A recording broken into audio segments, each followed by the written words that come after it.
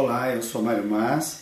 Hoje eu vou estudar o livro Renovando Atitudes, do médium Francisco do Espírito Santo Neto, pelo Espírito Hamed. E o tema vai ser Ser Feliz. Você é feliz? Vamos discutir esse assunto. Antes de mais nada, eu quero dar a definição do tema tirado da psicóloga Sonja Lyubomirsky. Ela tem esse livro chamado A Ciência da Felicidade, no qual ela define: uso o termo felicidade referindo-me à experiência de alegria, contentamento ou bem-estar positivo, combinado a uma sensação de que a vida é boa, significativa e valiosa. A gente pode pegar aqui a ideia do bem-estar subjetivo como caracterizando essa felicidade. Bom, o Hamed diz o seguinte: as estradas que nos levam à felicidade fazem parte de um método gradual de crescimento íntimo. Bom, é uma estrada que vai nos levar a esse estado. Não é uma coisa pronta, não é? E também não é algo que o indivíduo chega naquele estado e já está planificado da felicidade e pronto. É uma conquista que o indivíduo tem através do crescimento íntimo.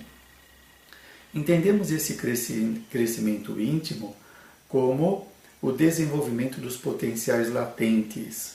Como diz Allan Kardec, nós somos seres perfectíveis. Nós estamos desenvolvendo os nossos potenciais através de várias encarnações.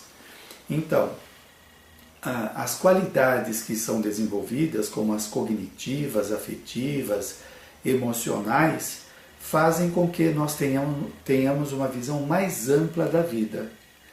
Hoje, muitas incógnitas que nos deixam com incerteza, com medo, insegurança, fazem parte dessa falta de discernimento, de uma visão mais ampla, de entender o que está acontecendo. Então, se nós não entendemos, parece que estamos à mercê dos acontecimentos, que as coisas acontecem à revelia da nossa participação e que somos vítimas. À medida que vamos ampliando a nossa visão, nós vamos entendendo mais. Você veja, para uma criança, muitas coisas que os seus pais dizem ou que elas vivenciam não tem muito sentido, não tem muita explicação, é difícil de decifrar. Por quê? Porque ela não tem experiência, ela ainda não tem conhecimento para poder entender aquilo lá. À medida que ela vai desenvolvendo as suas capacidades, né, tendo várias experiências que vão enriquecendo ela vai desmistificando o mundo, ela vai entendendo cada vez mais e deixa de ter aquele ar de mistério e passa a ser alguma coisa compreensível, tanto aspectos pessoais como da existência. Bom, então o Hamed fala aqui desse crescimento íntimo. A existência patrocina essa possibilidade. Quando nós reencarnamos, invariavelmente participamos de uma programação reencarnatória, onde vamos reencarnar no meio social que precisamos, na família que nós temos vínculos ou necessidades de crescimento, como também no corpo que escolhemos e que também é decorrente, é o resultado das vivências anteriores que vão deixar o nosso perispírito ou corpo espiritual marcado com aquelas experiências em forma de crescimento, de desenvolvimento de qualidades ou de restrições, de lesões por conta de coisas que fizemos. Portanto, essa felicidade é o resultado, então, dessa caminhada e do desenvolvimento das qualidades pessoais. Depois ele continua: a verdadeira fórmula da felicidade é a realização de um constante trabalho interior. Como falamos de reencarnação, somos seres imortais, tivemos milhares de existências. Muito bem, nestas existências nós tivemos relacionamentos construtivos, nutritivos, positivos, como negativos, perturbadores, neurotizantes, no qual ficam marcados no indivíduo E ele vai apresentar essas características nas suas existências. Então, nós trazemos de vidas passadas, em nosso inconsciente coletivo, na linguagem de Jung, coisas que não foram resolvidas, de vivências perturbadoras, como também trazemos experiências agradáveis de relacionamentos positivos. Aqueles que são negativos vão refletir em nossa formação desde o nascimento. Esse reflexo que vai ter por conta do passado, essa influência, vai depender também da programação reencarnatória. Não é tudo que vai refletir daquilo que vivenciamos no passado, mas isso já marca a personalidade que está reencarnando. Então, as experiências também que o indivíduo adquire na sua infância, adolescência, vai refletir na sua adultez. Então, hoje nós trazemos em nosso interior as lembranças que podem estar não conscientes, mas que estão em nosso inconsciente, das vidas passadas, como das experiências do nosso nascimento até os dias de hoje, na existência atual. Então, este material, ele precisa ser resolvido. Se nós carregamos perturbações, por exemplo, se você teve um trauma que não foi resolvido, isto pode se refletir nas suas próximas realizações. Se você teve o trauma de uma rejeição de alguém importante na sua família, como pode ser a sua mãe, o seu pai, um tio, uma avó, aquilo te marcou profundamente, te deixou chateado, você se sentindo desqualificado, e aí hoje você começa a se interessar por uma pessoa para namorar, começa a se aproximar e de repente a pessoa some, ela não quer se relacionar. Você pode ter esse sentimento de rejeição reavivado por conta dessa experiência, uma vez que no passado não foi elaborado, não foi resolvido. Então aquilo te marca de tal forma que você fica desconcertado e já começa a pensar em não querer mais se relacionar por conta desse trauma, dessa vivência dolorosa. Muito bem. Portanto, nós temos que equacionar estes dramas íntimos que trazemos da vida passada e da vida presente para que possamos nos libertar e aproveitar a existência para o nosso crescimento. Algumas pessoas repetem o que fizeram em vidas passadas por causa daquelas experiências, elas ficam presas a determinados bloqueios, traumas, relacionamentos perturbadores, porque não trabalharam isso. E se apresenta na vida presente como repetição do passado. Então, à medida que nós vamos equacionando estas questões íntimas, nós vamos nos liberando e também tendo experiências significativas que vão fazendo o nosso interior melhorar. Nós vamos crescendo com isso. Então está aí o desafio. Você pode perguntar, mas como que eu sei de uma experiência do passado que hoje me atormenta, me cerceia? Por exemplo, você pode ter uma dificuldade muito grande de se relacionar com seu pai, ou com a sua mãe, ou com o seu filho. Você pode ter um sentimento inamistoso gratuito. Sem que nada motive isso, você sente uma aversão por ele ou por ela que não consegue se aproximar. Ou você pode ter uma dificuldade na área profissional que sempre você está fugindo das promoções, da possibilidade de crescer, por medo de ter uma decepção ou frustração como já teve no passado. Então, estas situações estão mostrando onde você precisa mexer. Se você tem dificuldade de se relacionar com seu filho ou com a sua mãe, começa a melhorar esse relacionamento. Começa a ver as qualidades da pessoa. Começa a ter atitudes positivas, mesmo que o seu sentimento seja de aversão. Você sabe que isso vem do passado. Começa a criar sentimentos amistosos, de simpatia, de gratidão, para que o sentimento do passado vai sendo superado. Quanto à nossa infância, nós poderemos ter lembranças, podemos conversar com pessoas que participaram da nossa infância, que souberam de acontecimentos, que podemos tomar consciência e trabalhar para que eles não perturbem a nossa vida no momento. Bom, depois ele vai dizer: ser feliz não é uma questão de circunstâncias, de estarmos sozinhos ou acompanhados pelos outros, porém de uma atitude comportamental em face das tarefas que viemos desempenhar na Terra. Bem, a felicidade então não vai depender de estarmos com uma pessoa ou não. Agora, tem pessoas depositam a sua felicidade em cima de alguém. Se aquele alguém não está na vida da pessoa, ela se sente infeliz, não é?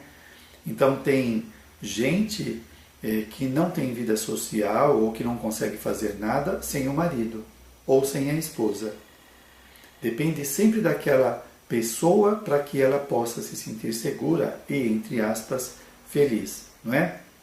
Isso é uma dependência. Nós não podemos ter essa dependência de outrem. E se essa pessoa desencarna? Nós ficamos, então, inválidos em nossa felicidade? E se essa pessoa, por algum motivo ou outro, se afasta, o relacionamento acaba, então nós não podemos mais ter momentos prazerosos na existência? Então não vai depender dos outros. Agora veja bem, é claro que aí entra o bom senso. É claro que tem relacionamentos que são gostosos. Estar perto de uma pessoa simpática, que temos afinidade, é muito bom. Quem que vai dispensar isso? Ninguém.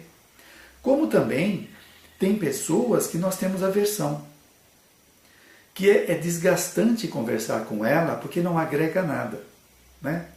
Então, isto é um fato que nós podemos avaliar, né? Nos aproximar da pessoa que causa esse estado bom do relacionamento e saber como lidar com essa pessoa difícil, não é?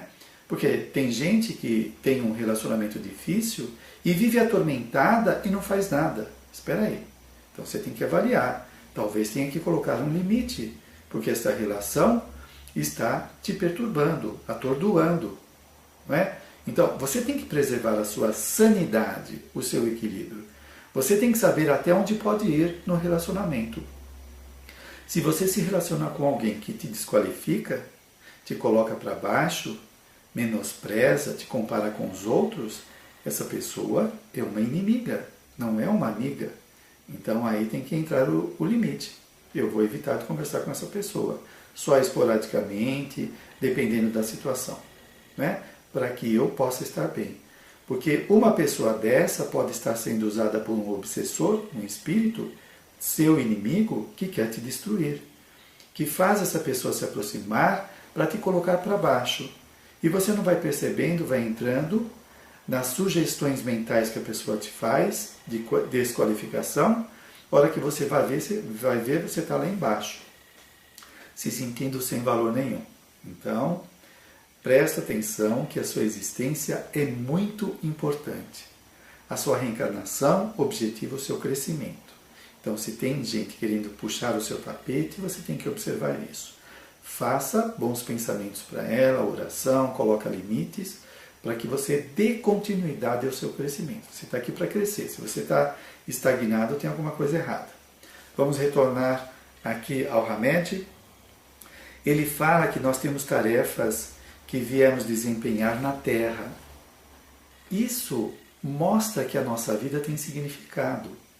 Olha só, algumas pessoas estão tão envolvidas, embaraçadas em problemas que estão vivenciando, que pode ser uma doença, um relacionamento perturbador, uma profissão desgastante, alguma coisa que deixa a pessoa perturbada. Ela fica de tal forma identificada com estas questões que parece que a vida se resume nisso.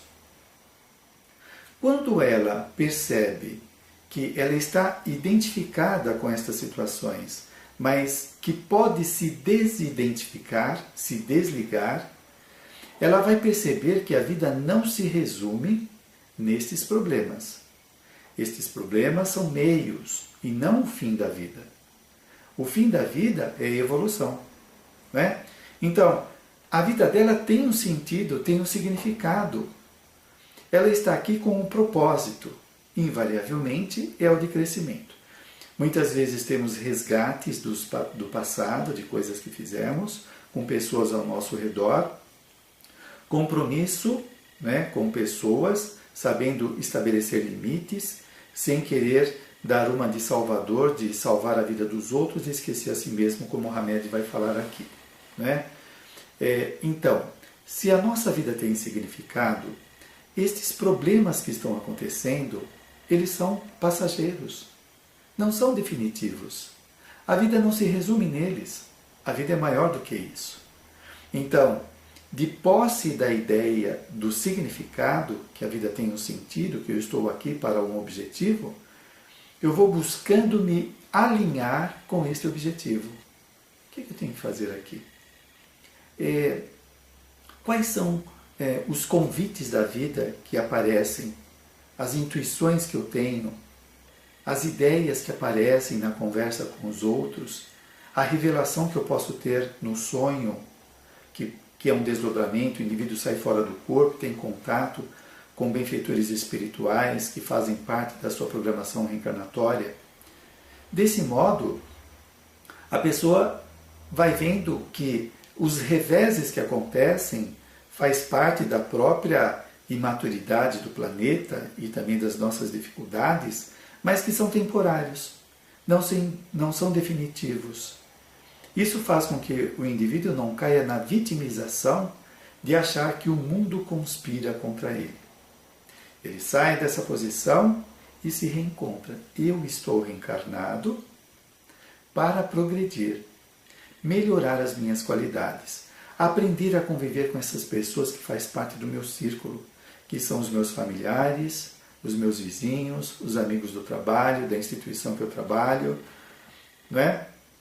Desse modo, as coisas então passam a ter um significado maior, passam a ser importantes, e não uma coisa casual, desnecessária que acontece na vida.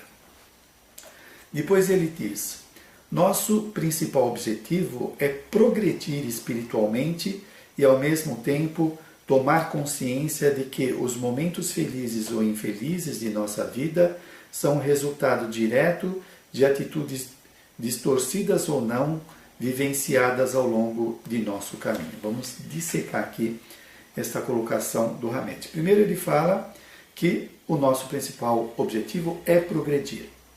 Então veja bem, como eu falei antes do progresso, nós vamos sair do planeta melhorados. Nós entramos com determinados propósitos, trouxemos pendências para serem resolvidas, qualidades para serem desenvolvidas, vamos adquirindo conhecimento nas experiências que a vida proporciona, e isso faz então que nós progredimos, evoluímos, né? E desse modo vamos aumentando a nossa visão da existência, onde ela passa a ter mais sentido, e isso vai melhorando também o humor da pessoa, as disposições dela. Eu só queria retomar aqui, ele fala, são resultado direto de atitudes distorcidas ou não. Né? Essa distorção se dá por conta do nosso modo de interpretar as coisas. Se você tem algumas ideias persecutórias, você acha que todo mundo conspira contra você, qualquer coisa que o outro faça, você vai achar que ele está tentando te prejudicar. Isso é uma visão distorcida sua, que precisa ser corrigida. Né? Como diz a terapia cognitiva, se você tem um pensamento automático negativo, o pensamento automático de que as pessoas não gostam de você. Aí, qualquer pessoa que passa por você e não te cumprimentou porque não te viu, você acha que ela não gosta de você, porque é um pensamento que você alimenta. Né? Então, nós temos que tomar cuidado com as nossas crenças negativas, as convicções que alimentamos, os pensamentos, as emoções. Né? Se você é uma pessoa tendente à tristeza, você pode achar que a vida é um lugar só de sofrimento, e é uma coisa que decorre das emoções que você alimenta. Bom, continuando. Depois ele diz: no entanto, por acreditarmos que cabe unicamente a nós a responsabilidade pela felicidade dos outros, acabamos nos esquecendo de nós mesmos. Tem algumas pessoas que estão tão preocupadas em fazer o outro feliz, tornar a vida do outro mais significativa, mais interessante, que esquece de si mesma. Então veja, a pessoa ela assume o papel de salvadora e ela acha que tem que curar o outro, tem que torná-lo feliz, tem que dar uma nova direção na vida do outro, mesmo que este outro não queira. E a pessoa não consegue distinguir, né? Espera aí, eu estou ajudando ela, mas ela não quer. Não adianta você insistir, porque ela não vai assimilar as experiências. Por que ela não quer? Tem algum motivo dela. Agora, por que você se encarregou de salvar a pessoa, de torná-la feliz? Será que você não tem que cuidar da sua felicidade ou da sua vida? É muito fácil perceber os erros dos outros e tentar corrigir e não enxergar os próprios. Por que você é infeliz? Porque você foge das suas fraquezas? Você tem medo de se encarar? E aí fica olhando somente as coisas dos outros? Espera aí. Eu tenho que tornar a minha vida interessante. Quando eu estou de bem da vida, quando eu estou mais feliz, eu me torno uma pessoa mais lúcida, mais compreensiva, mais sociável. Aí eu começo a enxergar o outro de forma mais neutra, mais construtiva, sem ser uma intrusão, alguém que invade a vida do outro querendo que faça as coisas que eu acho que são legais. Então, temos que tomar cuidado. Por que o indivíduo não cuida da vida dele? Eu volto a uma reflexão que tivemos no começo. Não quer dizer que você vai desdenhar o outro, né? Mas é saber lidar com os limites e com as escolhas. Você pode dar uma sugestão para a pessoa: olha, para de brigar com você mesma. Aprenda a gostar um pouco de você. É uma sugestão que você fez. Agora, você obrigar a pessoa a parar de brigar com ela e se amar, aí você já está assumindo o papel de mãe ou de pai ou de salvador e está esquecendo de você. E vai ficar irritado com a outra pessoa por ela não adotar as suas sugestões, ou melhor, as suas imposições, e vai ficar doente, né?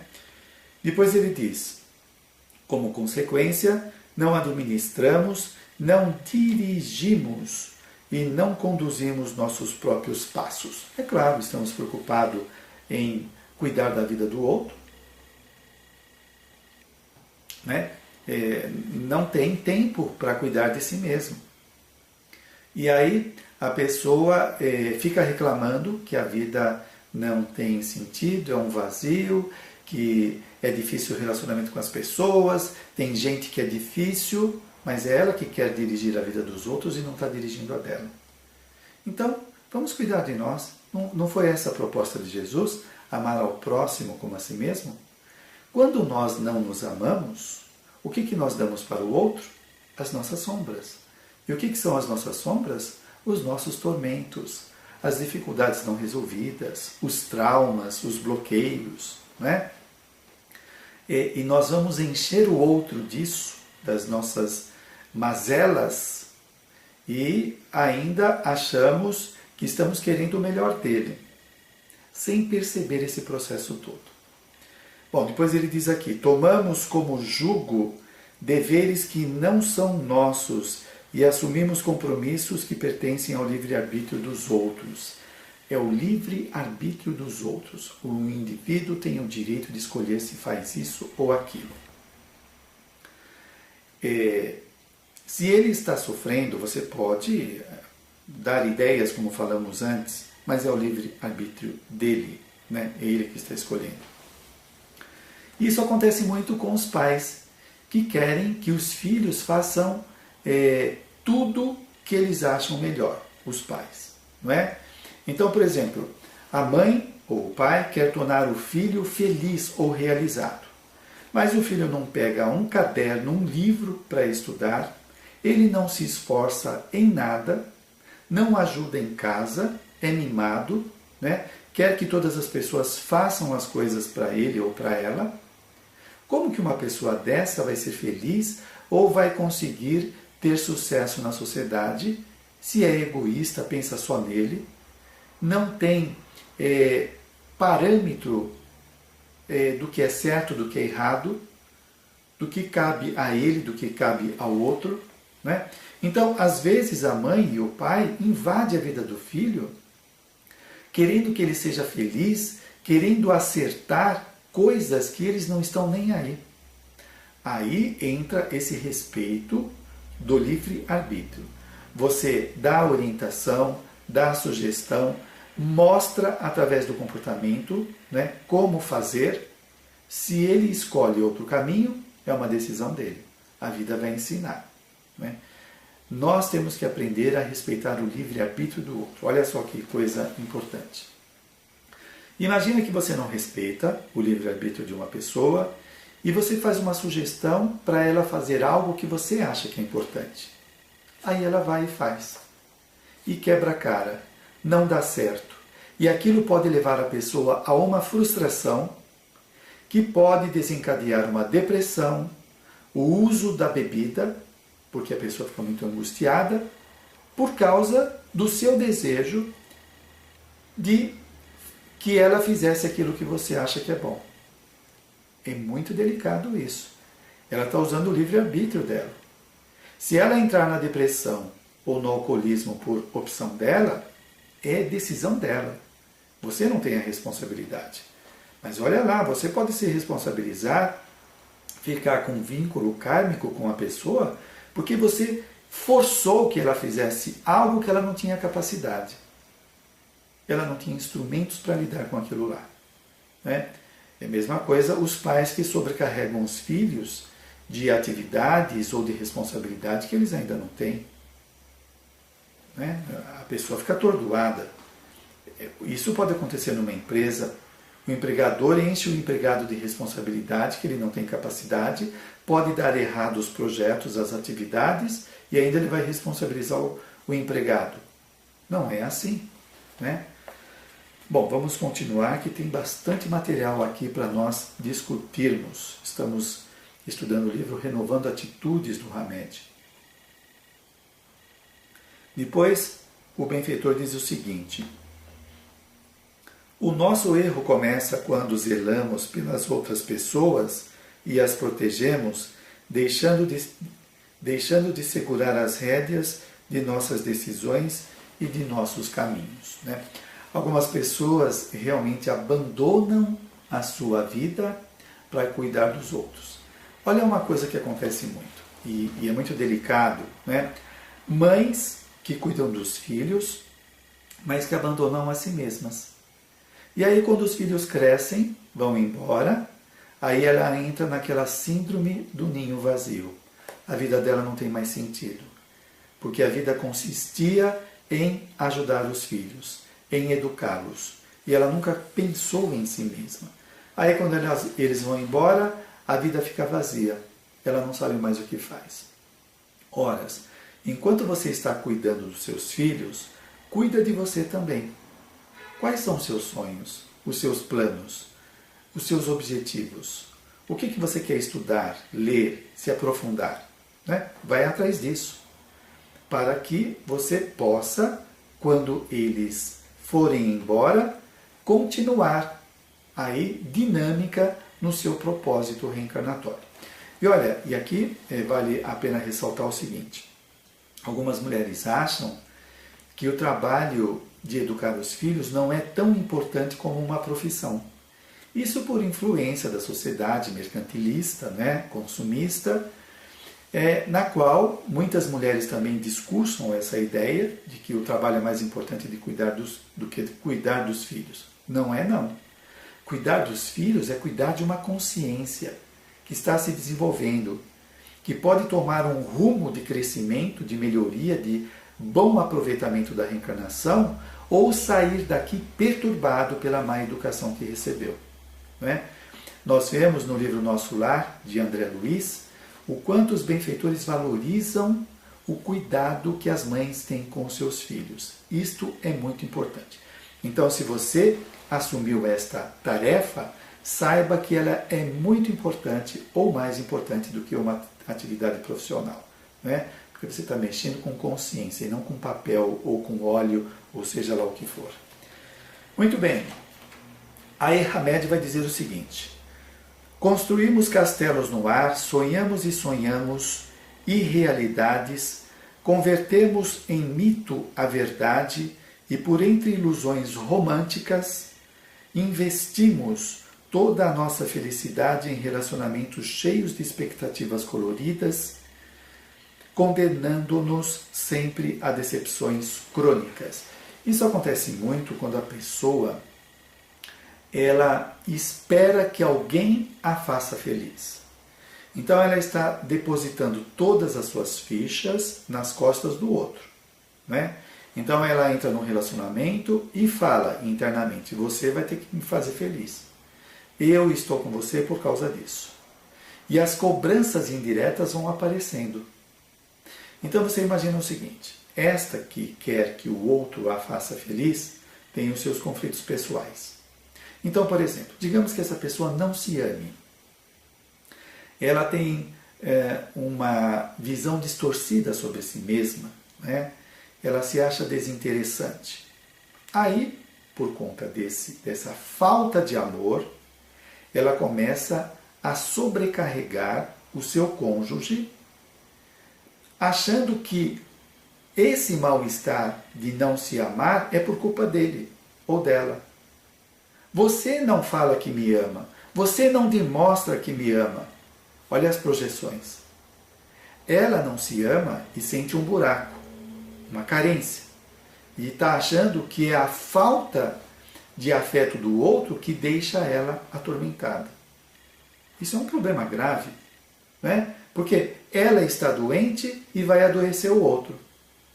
E aí, o marido ou a esposa sai para trabalhar, está cheio de atividades, não tem tempo de ligar. O neurótico está lá em casa pensando: está vendo só como ele não me ama? Eu estou aqui me matando, eu faço tudo por ele e ele está lá se divertindo. E o cara lá está malhando, está se desgastando em atividades, com gastrite, né? Pensando em fazer o melhor para a família, e a neurótica ou o neurótico está lá achando que a pessoa nem pensa nela. E aí daqui a pouco liga, fica cobrando: você não liga para dizer que me ama, você só pensa nas suas coisas. Bom, enfim, aquilo que nós temos não resolvidos dentro de nós vai refletir na relação, vai perturbar, não é? Esse caso da pessoa não se amar é bastante típico, não é? É por isso que tem muitas cobranças. E ela depositou todas as fichas no outro. Não, você tem que tirar. É você que tem que aprender a ser feliz. Você que tem que buscar os motivos da sua vida. Primeiro seria interessante você equacionar essas questões internas, resolver esses conflitos, esses tormentos internos. Talvez você tenha que fazer uma terapia ou buscar se autoconhecer, mergulhar em si mesmo. De onde vem esse sentimento de eu não me achar merecedor de amor? É da minha infância, meu pai que dizia isso, ou minha mãe. Então trabalha isso. Ou talvez não vem dessa vida, pode vir de uma vida passada. Agora, você pode tanto fazer a terapia, trabalhar lá no passado o que aconteceu, resolver isso, ou numa vida passada, as lembranças que você tem vai trabalhando, e aprender no momento presente a se amar. Como? Aprender a respeitar o seu corpo, não é?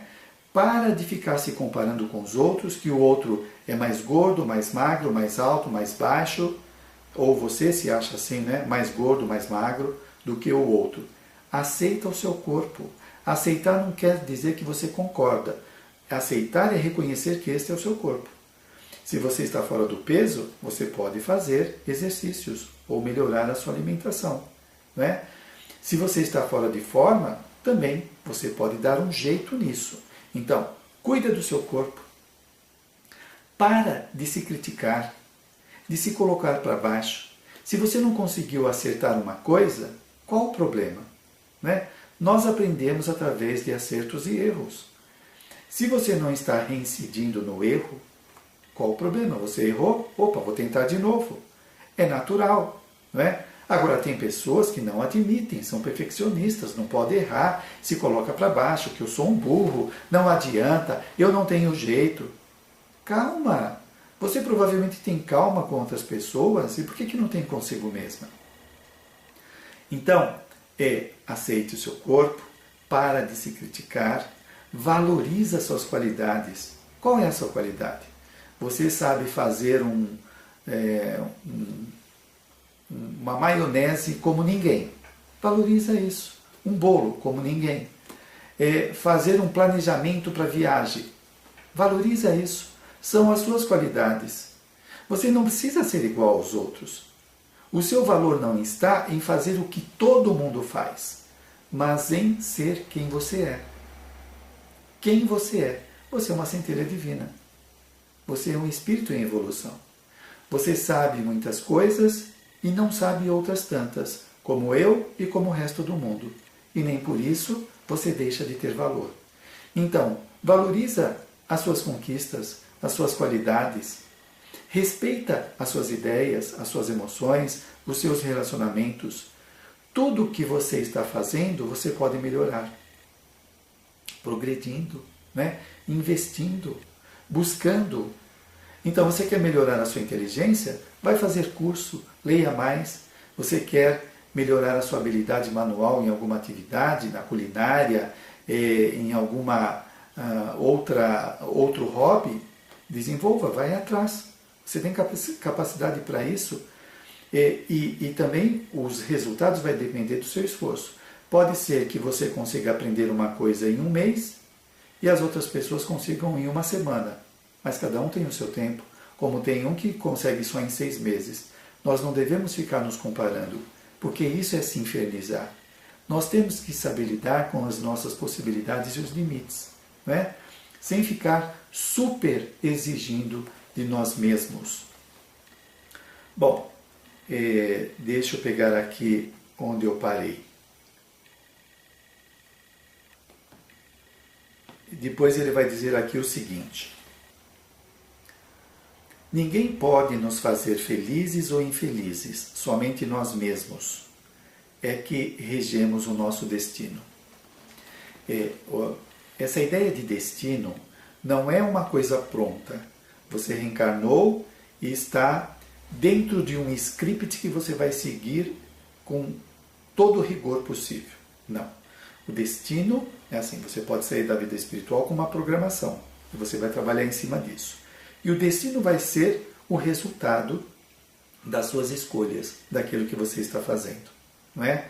Não é uma coisa pronta, é uma coisa que está em construção permanentemente. Deixa eu retomar aqui. Ninguém pode nos fazer felizes ou infelizes. Somente nós mesmos é que regemos o nosso destino. É você que escolhe. É uma coisa que é muito emergente. Muitos pais querem que os filhos sigam a profissão que eles acham bom, eles pais. Você está interferindo no destino do seu filho. Ele pode ter se preparado na vida espiritual para ser advogado e você quer que ele seja engenheiro. Aí ele chega aqui, por sua pressão, ele vai fazer engenharia, não gostando daquilo, não se realizando, tendo uma série de frustrações, entrando no alcoolismo, na depressão, porque você acha o que é bom para ele. Ele é que sabe o que é bom para ele, porque ele saiu da vida espiritual com um propósito. Se ele não descobriu até a adolescência, calma lá, deixa ele pesquisar mais. Não vá dizendo para ele o que ele tem que fazer, né? É ele que escolhe. Bom, voltando à questão do destino, se você está enfrentando dificuldades e está se atormentando com isso, e você começa a entrar em comportamentos de fuga, da dificuldade através da bebida, do uso da droga, você está desenhando um destino bastante perturbador. Né? Porque você vai enveredando por esse caminho, você está entrando no caminho da destruição. Se você está buscando resolver as suas situações, está buscando ser uma pessoa sociável, está buscando ser afetivo, desenvolver as suas capacidades, você está desenhando um destino positivo, construtivo, né? Motivador. Então nós fazemos isso constantemente. Então cuidado quando alguém fica dizendo a todo momento que você tem que fazer. Esse alguém pode ser a sua esposa, o seu marido, os seus filhos, né? Os seus pais. Então você está num projeto, você está fazendo as suas coisas e vem alguém que fica falando faça isso, faça aquilo, fica te atormentando e você começa a se desviar do seu destino. Em última instância, é você que está acatando as sugestões deles. Né? Então, faça uma reavaliação. Espera aí, o que eu quero da vida? Eu sei o que eu quero. Para de se intrometer. Coloca aí um limite. Porque é você que responde pelo seu destino, não são os outros. E se você está deixando que as pessoas te influenciem, aonde você vai parar? Naquilo que eles querem? Muito bem, depois ele diz, assim sendo, sucessos ou fracassos são subprodutos de nossas atitudes construtivas ou destrutivas, que está dentro dessa visão do destino que eu estava falando.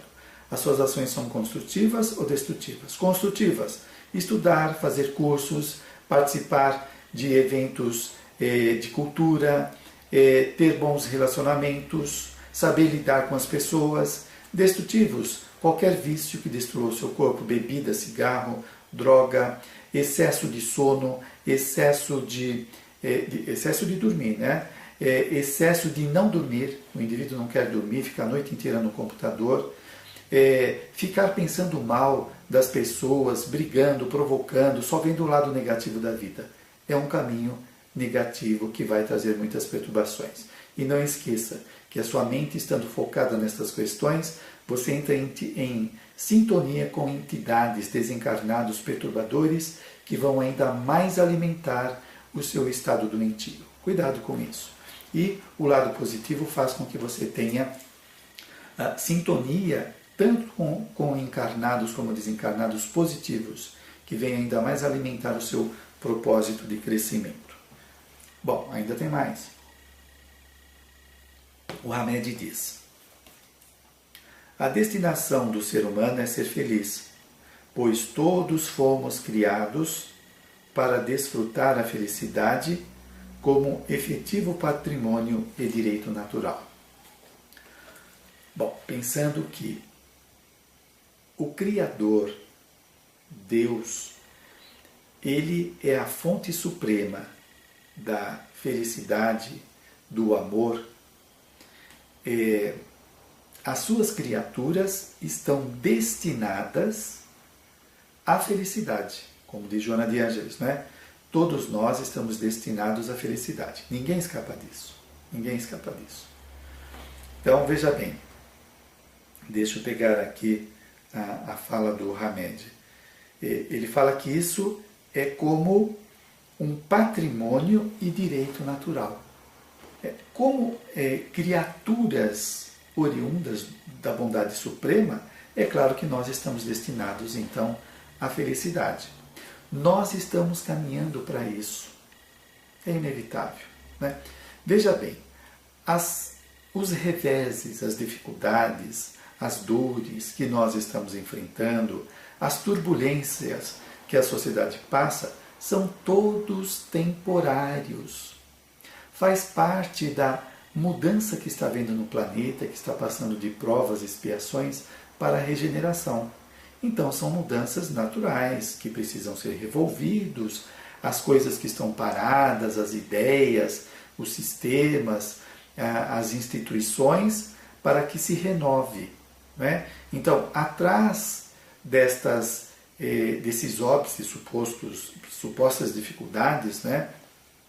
Ou tormentos que estão aí em nossa sociedade, está a harmonia que vai se instalando.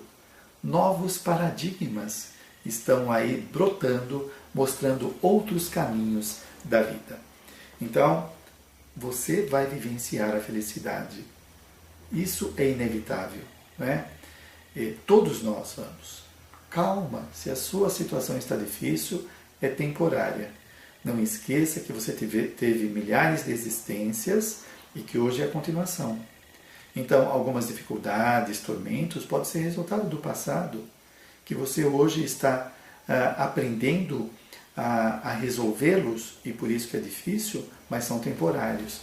E agora que você está aprendendo, que sabe que está evoluindo, você vai melhorando e entrando em outros estados de consciência, onde você vai vendo que as coisas têm sentido, que existe a alegria, a harmonia, que somos seres imortais, multiexistenciais, que reencarnamos várias vezes, não morremos nunca, e, portanto, estamos progredindo incessantemente.